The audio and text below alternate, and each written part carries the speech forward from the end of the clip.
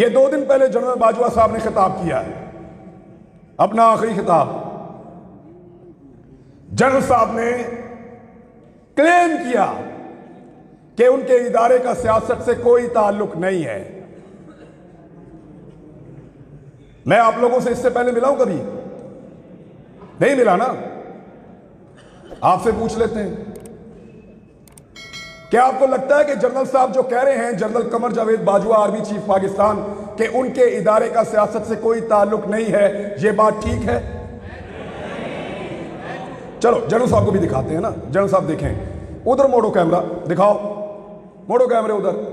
जिन लोगों को लगता है कि जनरल कमर जावेद बाजवा ने कहा कि सियासत से फौज का कोई ताल्लुक नहीं है, यह बात ठीक है, वो जरा हाथ खड़ा करें। ठीक है। अब जिनको लगता है कि फौज सियासत में रोल प्ले कर रही है, वो हाथ खड़ा करें।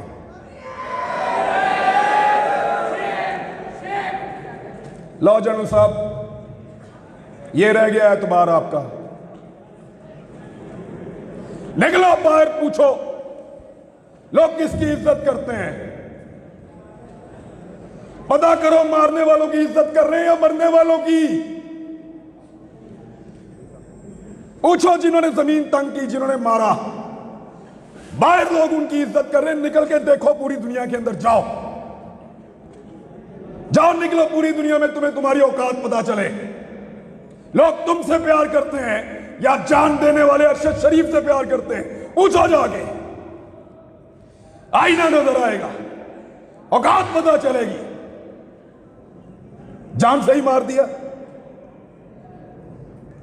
इस मुल्क को उसके लिए इन्होंने जहन्नुम बनाया था, साबिर शाकिर के लिए जहन्नुम बनाया था, सबको परेशान किया है, हमारे खानदानों तक को हरासा किया गया है, क्योंकि हम अकेले अकेले लड़ रहे थे। सबको लड़ना पड़ेगा। तुम्हें सिर्फ मारना आता है, तुमने सिर्फ मारना सीखा है। हमें मरने के अलावा भी बहुत कुछ आता है, और वो हम करके दिखाएंगे इंशाअल्लाह।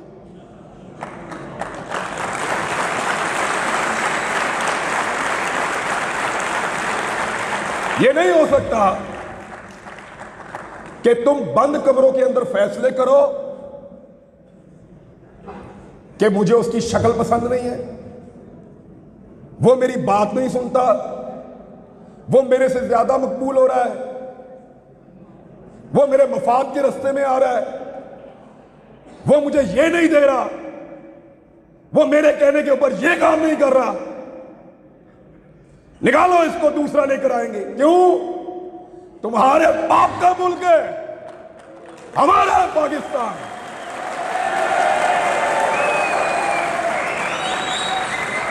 हम फैसला करेंगे, हम करेंगे, हम आप करेंगे। किसी को बंद कमरे के अंदर फैसला नहीं करने देंगे। सबका मुल्क है, सब मुल्क वतन है, सब इस मुल्क के वफादार हैं। ये जब मुझे इन्होंने गिरफ्तार किया,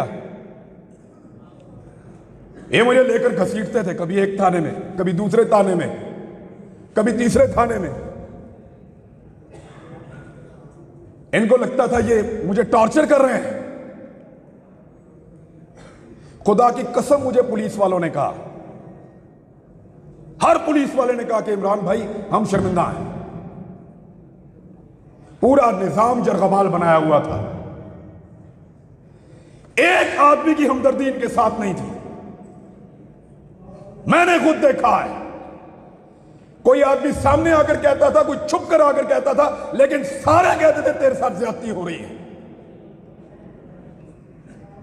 लेकिन जिस दिन सब मिलकर कहेंगे, आदम सवाती ने अकेले बुजुर्ग आदमी ने तमीज सिखा दी ना। आज देखा आपने, पहले उसको रात के अंधेरे में गिरफ्तार किया, रात को आए चोरों की तरह, डाकुओं की तरह, उसकी फैमिली के सामने उसको मारा, टॉर्चर किया, जलील किया, ले जाकर कपड़े उतारे, वीडियो बनाई और उसको रुसवा किया। थोड़े दिन पहले की बात है, 1.5 महीना हुआ मेरे ख्याल में। आज आजम सवाती फिर गिरफ्तार हुआ है, लेकिन कैसे हुआ? सुबह मजिस्ट्रेट साहब आए, दरवाजा खटखटाया। आजम सवाती साहब घर में हैं? जी हैं। बाहर बुला लीजिए। आजम सवाती साहब बाहर आते हैं और उनको वारंट दिखाया कि हुजूर, आपके खिलाफ कानूनी चाराजोई हुई है, ये वारंट मौजूद है, आपकी गिरफ्तारी करना चाहते हैं। बने ना बंदे दे पुत्र। एक आदमी तमीज सिखा रहा है। सोचो,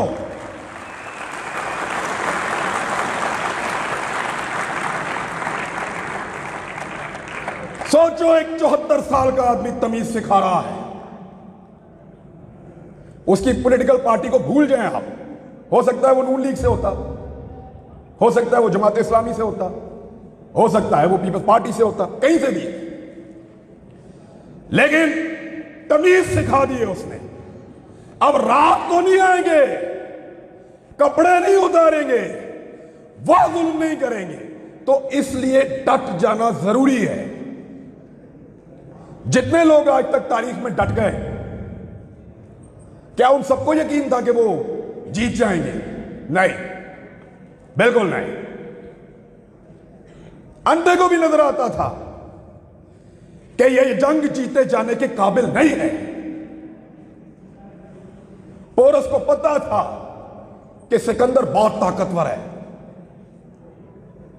सबसे बड़ी मिसाल देता हूं, क्या इमाम हुसैन रज़ी अल्लाह तआला अन्हु को और उनके साथियों को नहीं पता था? यकतरफा लड़ाई थी। जरूरी नहीं है कि आपने सारी लड़ाइयां जीत ली हो। कुछ लड़ाइयां आपको सिर्फ लड़नी होती हैं, उनमें उतरना पड़ता है।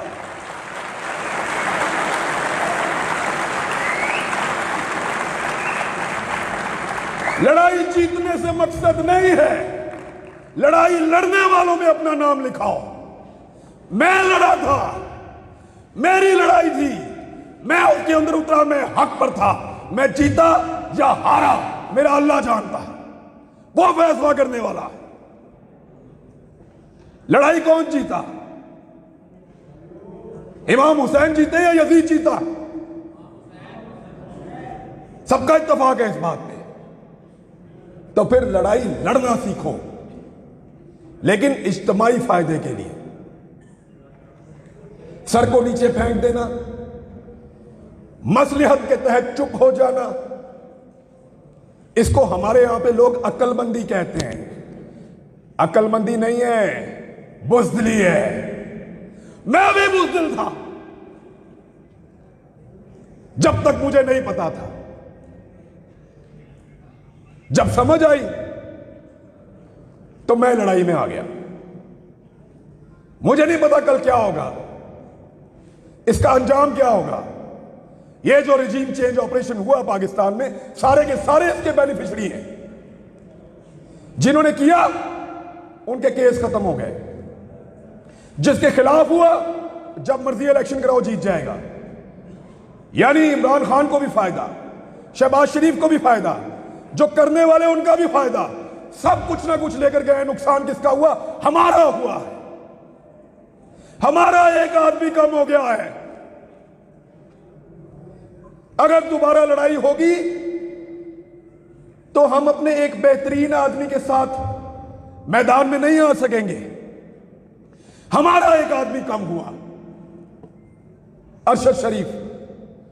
नुकसान तो हमारा हुआ है,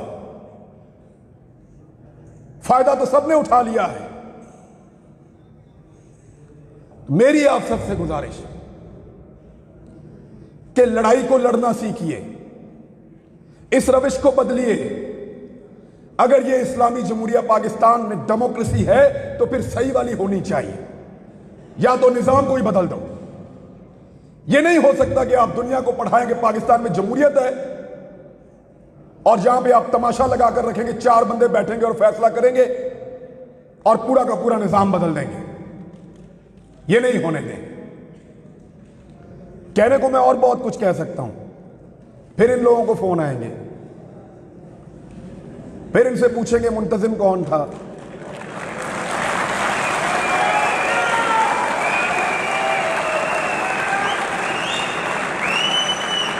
प्रोग्राम किसने करवाया, नौजवान कहां से आए थे, कोई कलदम तंजीम के बंदे तो नहीं थे। यानी फिर इस तरह के सवालात होंगे और हुए हैं। हम अपने दोस्तों और रिश्तेदारों से मिलने नहीं जा रहे, जिधर से हम होकर आते हैं वहां ये पीछे पहुंच जाते हैं। जी आपसे क्या ताल्लुक है, आप कैसे जानते हैं। तो इन हालात का हमने सामना किया और यकीन करें कुछ भी नहीं होता। थोड़ा सा मार सकते हैं, थोड़ा सा नंगा कर सकते हैं या जान ले सकते हैं, कुछ भी नहीं होता। मैंने अरशद शरीफ का जनाजा देखा है, इन हाथों से उसकी मैयत लेकर आया था मैं। खुश नसीब है खुदा की कसम वो भी और उसकी मां भी। अरशद शरीफ को मारने के बाद इन्होंने अगर कोई मौत का डर भी था ना वो भी निकाल दिया है। मारो सबको।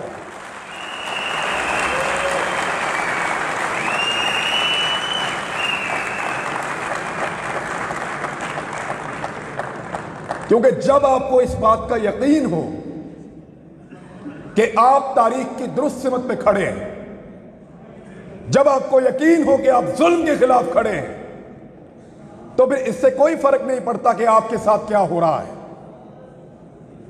मैं ये पहली दफा गिरफ्तार नहीं हुआ। एक छोटी सी चीज आपको बताता हूं, मैं पहले भी गिरफ्तार हुआ हूं मैं, लेकिन पहले मेरा दिल ही नहीं लगता था।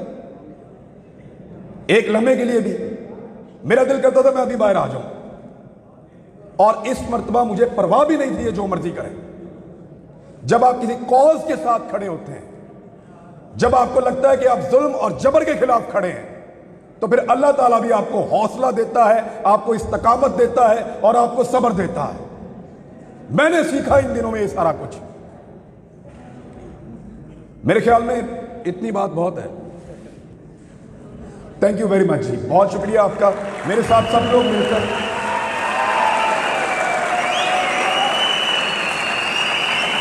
एक नारा लगाएं मेरे साथ सब मिलकर, ताकि हम जाते जाते गद्दारी के सर्टिफिकेट बांटने वालों को ये बताएं कि सिर्फ तुम ही मुहिब्बे वतन नहीं हो। Pakistan Pakistan. Thank you very much.